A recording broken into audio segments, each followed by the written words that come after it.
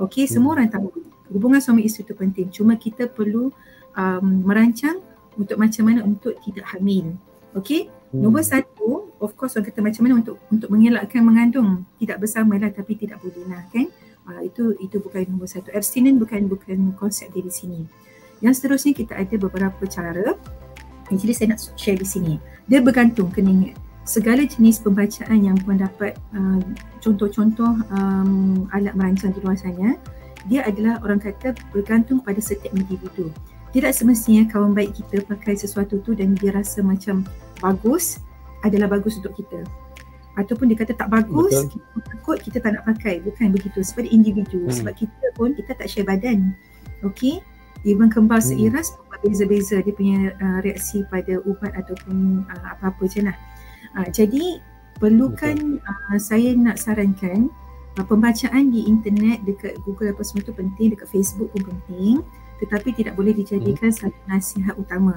Jadi perlunya jumpa doktor untuk bincang kerana tidak semua cara merancang itu adalah sesuai dengan kesihatan masing-masing. Okey, jadi yang mana kan bergantung. Kalau puan-puan rasa puan sudah complete family, maksudnya dah tak nak tambah anak, selain daripada pembedahan, di mana pembedahan ini kita kata ikatnya, kita guna kata ikat, tapi zaman sekarang salah ya, saya di sini nak beritahu kita tidak ikat, kita buang.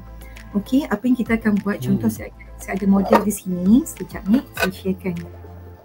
Ini favourite saya ni. Okey, model di sini. Okey, model saya okey. Kita ada model di sini ya. Okey, kalau perasan ini adalah rahim. Saya suka ajar patient cik. Ini adalah rahim di mana dulu baby duduk di sini ya, ni rahim. Kita ada di sini adalah tube. Okey, ini tube dia. Okey, bila tube sini, ini apakah fungsi tube? Ini adalah tube di mana dia akan mengambil bahan telur ovum kita untuk pindah ke dalam tube dan menunggu benih suami. Benih suami akan terpancut dalam vagina, masuk dalam kita punya rahim, dan selepas itu dia akan masuk dalam tube ini dan bertemu dan menghasilkan pembenihan. Bila berlakunya pembenihan akan masuk semula dan menempel dalam dinding rahim dan berlakulah kandungan. Jadi apakah itu bila kita buat pembedahan, di mana bila zaman dulu kita ikat, maksudnya kita buat di tengah ni, kita potong sikit dan kita ikat. Dulu masih ada. Oleh kerana sekarang kita ada ilmu di mana hujung tube ini adalah salah satu faktor yang boleh menyebabkan kanser ovary. Kita akan buang the whole tube. Semua tube ni doktor akan buang. Sampailah begini. Dia tiada. So, bila kita buang tube, ovary masih ada. Okey? Jadi, tiada istilah lagi ikat-ikat. So, di sini kita akan buang terus. Jadi, kena tahu juga bila kita rasa kita dah tak nak baby, kalau kita ikat semua, kalau ditakdirkan kita nak baby lain, kita tak boleh mengandung dah, melainkan dengan cara IVF. Okey, so tak ada boleh dah guna perkataan ikat ya, doktor buang terus. Okey. Di sini saya share, selain daripada kita mengikat, kita ada cara lain untuk sesiapa yang sudah tidak mahu mengandung juga. Kita ada beberapa pernah dengar pasal implanon, kita bagi perkataan implan. Nama dia adalah implanon dan juga Mirena. Okey, implanon ni dia ada bentuk macam ni, disisipkan di dalam tangan. Okey, tangan sini okey. Non-dominant. Kalau kamu tangan kanan, kita akan sisip di tangan kiri. Di kawasan ni sangat kecil. Okey, sangat kecil begini. Boleh buat kena masuk operation, doktor tidak buat, hanya buat di klinik. Kita masukkan, kita bagi dewan ubat bius dan kita masukkan, kita balut. Seterusnya ini boleh tahan berapa? 3 tahun. Okey, saya baca ya. Okey, seterusnya kita ada Mirena. Bentuknya panjang ya, perempuan, tetapi sebenarnya pendek saja. Ini kecil ni je, yang warna merah ini sahaja. Dimasukkan kecil je. Ini contoh rahim kita. Okay, cari kamera. Jadi kita akan sisip. Okey lah, doktor pun boleh. Ala-ala kita ada peluang kan. Okey, yang ini kalau Mirena. Ini boleh tahan 5 tahun. Okey. Untuk orang-orang yang rasa tidak mau baby sudah. Okey, contohnya ini adalah lebih kurang rahim kita kalau kita tidak mengandung ya, dalam keadaan tak mengandung, ini rahim kita. Itu adalah kawasan ruang rahim. Okey, jadi Mirena ni kalau tengok bentuk ni memang panjang, sebenarnya Mirena ni kecil saja. Mirena ni kecil ni je. Okey, tak sebesar tapak tangan pun. Jadi apa yang doktor akan buat sama juga seperti pap smear. Jangan takut, IUCD Mirena akan dimasukkan seperti kita buat pap smear. Jadi kita akan masukkan ke ke dalam apa nama dia, ke dalam rahim. Okey, kita bagi contoh ya. Kita masukkan dalam rahim begini. Okey. Ini perlukan sedikit pertolongan ni. Okey, jadi bila masuk dalam ini, okey, sorry. Okey, doktor akan tutup macam ni, akan masukkan perlahan-perlahan, tidak menyakitkan, tidak perlu bius. Dan lepas tu dia akan dibuka. Okey, bila buka dia akan tinggal begitu. Jadi doktor akan potong sikit tali di sini. Okey, dan biar ini Mirina lagi lama, 5 tahun. Okey, dia boleh tahan terus 5 tahun. Jadi lepas umur 45 tahun tidak perlu tukar juga sebab selalunya kita dah tak subur.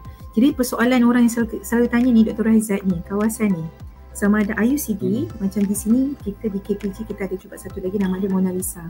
Okey, ini adalah copper. Ini ada hormon, Mirina ada hormon. Jadi di sini dia ada tali. Suka selalu sangat orang yang pesakit-pesakit saya waktu didikas dia cakap doktor tali. Macam mana tu doktor? Dan juga banyak juga nanti suami-suami komplain, dia kata doktor tali-tali ni nanti sakit. Saya cakap senang macam ni lah, kita beritahu suami kita dah ambil alat pancang tapi tak perlu beritahu pasal tali sebab kadang-kadang lelaki minta maaf doktor, dia banyak fikir. Bila dia tahu bersama tu kan dia kata dia ada tali, isteri dia ada tali, jadi fokus ketika bersama adalah pada tali. Jadi bila saya pernah beberapa pada suami lain, dia kata kadang-kadang ada yang tak terasa. Tapi kalau kita terlalu fikirkan, of course kita akan rasa tadi tu. Sebenarnya tadi tu takkan rasa. Tadi tu hanyalah untuk sebagai kita punya guide ya, ketika kita mempunyai period bulanan, sama ada dia boleh jatuh ke tidak. Maksudnya kalau tiada tali, maksudnya kita sudah tidak ada perancang dalam badan kita. Maksudnya kita ada risiko untuk mengandung. Jadi di situ sebenarnya, di sini saya nak kongsi sebab selalunya kita kalau melibatkan kos, kalau kos ni kita kurang suka sikit, dia kata kurang suka sikit. Tapi kan doktor ramai cakap mahal, dia cakap. Jom kita sembang sikit begini. Set penjagaan muka. Okey, start daripada bandingkanlah pencuci muka Dia letak bagus. Pencuci muka. You letak reference, kalau you letak reference macam tu, then diorang akan nampak dia punya sebab kadang-kadang kita value dekat situ. Yes, kita pergi Watson, kita pergi Guardian drugstore tu, apa tadi kita pergi branded all things kan, kita tak perasan tu kita spend berapa. Okey, saya beritahu ya, kita start dengan pencuci muka, toner, essence, serum, tu kita tambah apa lagi? Sunblock, moisturizer. Moisturizer pula ada 3 jenis, kita kadang-kadang ada orang jual kan. Okey, pap, itu baru penjagaan skincare, tak masuk lagi makeup. Okay, let's say simple, tak payah cakap pasal makeup, kita cakap pasal skincare. Skincare ni kita spend, kalau saya tengok rata-rata kan dia akan 200 ke 300. Betul. Dan dia tahan 200 hingga 300 dan dia akan tahan, biasalah orang akan cakap berdasarkan penggunaan. Betul. Tapi mungkin dia tahan, let's say paling lama pun 3 bulan. Kita spend RM300 untuk 3 bulan. Tiba-tiba bila doktor cakap Implanon harganya 500 lebih sikit, kita dah terfikir, doktor 500 lebih ringgit doktor kan mahalnya. Kita tak sedar. Ini 3 tahun. Doktor 3 tahun, ya betul. Doktor tak ada kaitan, itu kata doktor jual, tidak. Sebab ini memang kita tahu, this is well known punya contraception. Contoh yang ni, contoh kita punya Mirina kan. Macam Mirina ada kos sikit lah sebab dia 5 tahun. So lebih kurang 700 ke 800. Macam ni 500 lebih. Dia orang kata doktor mahalnya. Memang betul bila kita keluarkan duit segedebuk macam tu kita terasa. Tapi bila kita pergi Watson, Guardian, tak pun kita pergi Shopee, kita pergi mana-mana kitchen, kosmetik, kita spend duit kan, kita tak terasa bulan tu 300. Jadi kena ingat kembali ya, kena ingat apa yang doktor cakap. Duit tu kita kena pandai sebagai, saya tahu wanita-wanita di sini sebenarnya hebat-hebat. Sebab tu diorang adalah manager keluarga yang hebat-hebat ni, kita kena tahu. Duit Bendahari. tu sebenarnya RM300 untuk 3 bulan berbanding RM500 untuk 3 tahun. 3 tahun bersama dengan 36 bulan. Kalau kita bahagi lagi 36 bagi 3 tu lebih kurang 12 kali ganda duit kita yang untuk kosmetik tu, kita dah save banyak benda. Okey. Jadi saya rasa, saya harap sebenarnya banyak lagi saya nak kongsi di sini, tapi saya harap yang ini lebih utama lah. Okey. Jadi hopefully kita punya sesi pada petang ni memberi manfaat. Saya minta maaf ada juga soalan-soalan yang saya tak dapat nak layan disebabkan oleh masa. InsyaAllah kita akan jumpa lagi. Terima kasih kepada Dr. Sofia, terima kasih kepada KPJ Sabah Specialist Hospital untuk sesi pada petang ni. Hopefully kita jumpa lagi bulan depan. Assalamualaikum dan selamat petang.